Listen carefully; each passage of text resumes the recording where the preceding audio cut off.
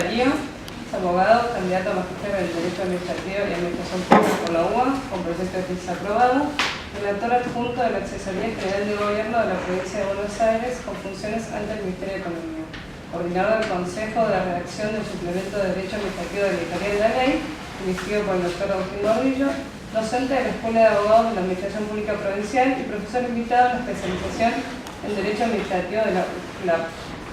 Y nos hablará sobre regulación económica y globalización. Bueno, gracias Enrique, gracias a todos por estos minutos. Es una temática un poco amplia, así que trataremos de, yo lo planteo como una pequeña charla, como una charla de reenvío. Nosotros algo escribimos sobre este tema el año pasado en un trabajo que se había publicado en la revista de Derecho Público de Rumisak Pulsoni. Y además algunos temas que vamos a que por ahí voy a abordar ya también han sido escritos por otros autores. Inclusive revisando las jornadas anteriores de estos encuentros, encontré que el original no he sido porque el doctor Carnota también se ha planteado en momentos, digamos, en una de las ponencias, sobre si el derecho administrativo sigue siendo local. Es un tema un poco en boga, hay varios autores que lo han abordado. A mí me interesaba, además de plantearnos esa cuestión, qué efectos tiene este derecho internacional, administrativo internacional emergente o de carácter ingente en materia de regulación económica.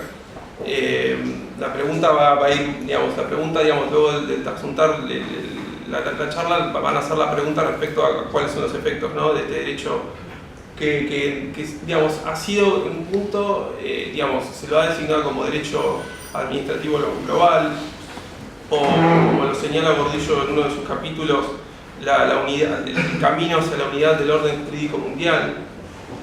Y también ha recibido críticas, ¿no?, esta visión de un derecho administrativo global. ¿Por qué? Porque como se pregunta, volvemos sobre Carnota en su momento, se preguntaba, el derecho administrativo no era un derecho local. Bueno, ¿de dónde viene esa idea? Esa idea, bueno, todos lo sabemos, a partir de lo que decía Carnota, lo que señalaba era que a partir del nacimiento del Estado-Nación, ¿no?, históricamente, el derecho que va a regular ese Estado-Nación se va a identificar, sobre todo con las cuestiones relativas a la administración pública, van a estar relacionadas con ese Estado particular, ese Estado-Nación particular. Es muy interesante porque mientras nosotros vemos la evolución del Estado-Nación, el Estado-Nación moderno, los cambios que se van dando van de la mano de cambios también en la matriz económica mundial. Esto es importante porque entonces las relaciones de las economías dentro de estos Estados-Nación van a persistir en la medida en que, digamos, de que las economías sean de carácter nacional. Digamos, la globalización ha venido a plantear un problema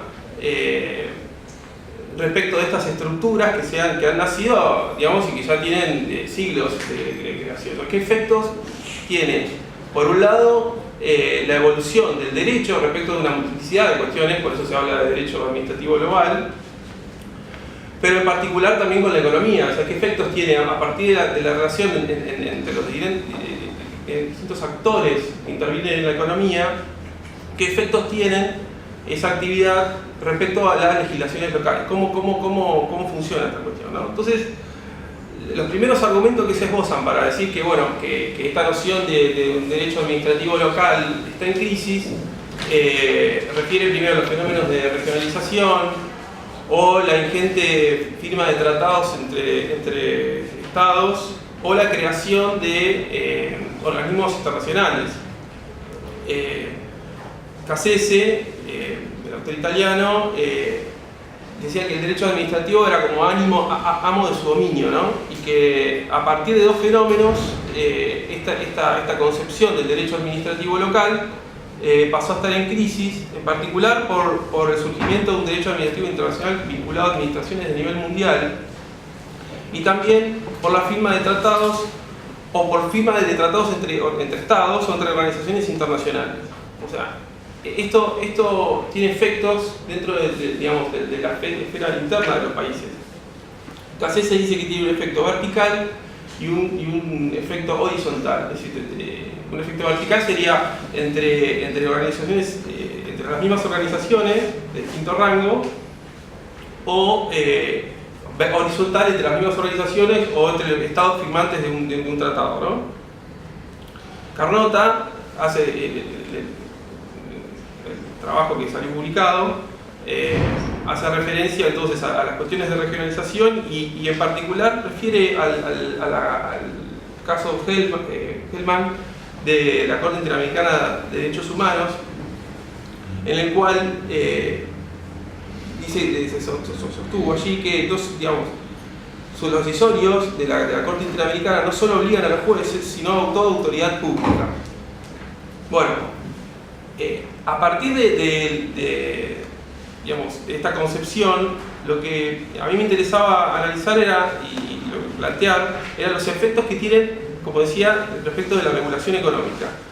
La regulación económica, cada Estado obviamente tiene la potestad de regular los derechos de sus ciudadanos y por ende, por supuesto, la actividad económica. Ahora, hasta acá,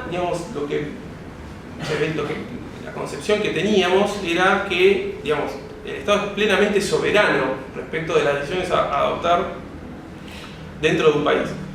Creo que, conjuntamente con el nacimiento de este derecho administrativo internacional, que tiene efectos dentro de las jurisdicciones locales, también ha sucedido que hay organismos internacionales que determinan que esta autolimitación o autodeterminación que tengan cada país o cada Estado-nación puede ser en un punto relativa.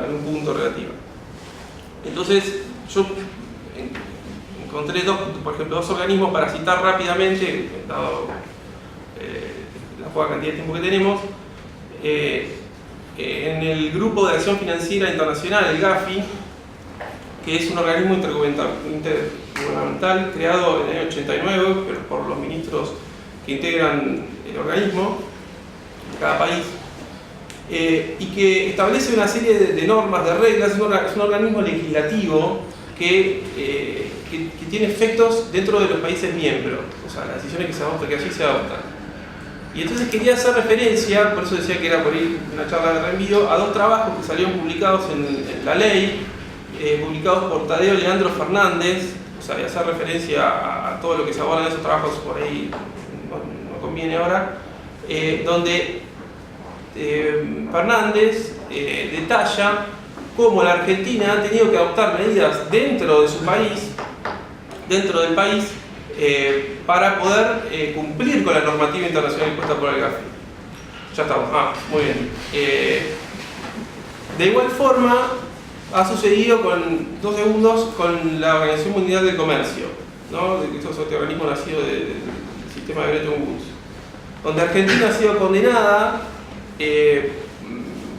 a cumplir con la reglamentación de la Organización Mundial del Comercio y que deberá cumplir el fallo. Teóricamente se sostiene que va a ser a partir de fin de año. Y para terminar, revisando los papeles, encontré algo que me llamó mucho la atención, un escrito de Alberdi, que me voy a tomar el atrevimiento de leer en un segundito nada más, que decía, y me llama la atención por el tiempo que tiene el escrito: la noción de derecho implica la obligación, y si las naciones tienen mutuos derechos, también tienen mutuas obligaciones. Es a través de estos mutuos derechos y obligaciones recíprocas que se debe formar la idea de la independencia de los pueblos. Los pueblos no son independientes de una manera absoluta. La idea de independencia absoluta es absurda, antisocial, anárquica, imposible, tanto en el orden de las cosas humanas como en el orden físico y natural. En medio, pues, de este sistema de universalidad, digámoslo así, de esta asociación solidaria, de esta nación de naciones que constituye la humanidad, la independencia de los pueblos no consiste en el poder hacer de sus cosas internas el uso que les da la gana, como lo han dicho en la República Argentina los ministros rancios del tirano. La independencia de los pueblos consiste en poder gobernarse a sí mismos según su razón, no según su voluntad. Es pues el momento de que nos es grato declarar que según nuestra fe, la más íntima, la nacionalidad de los pueblos es sagrada. La nacionalidad de los pueblos es sagrada. pero de que la nacionalidad sea sagrada no se ha concluir de que es absoluta. Ningún derecho, ningún poder, sea nacional, sea individual, sea interior, sea externo, es absoluto en este mundo. La noción del absolutismo bajo todas sus fases es infernal y profana. Gracias.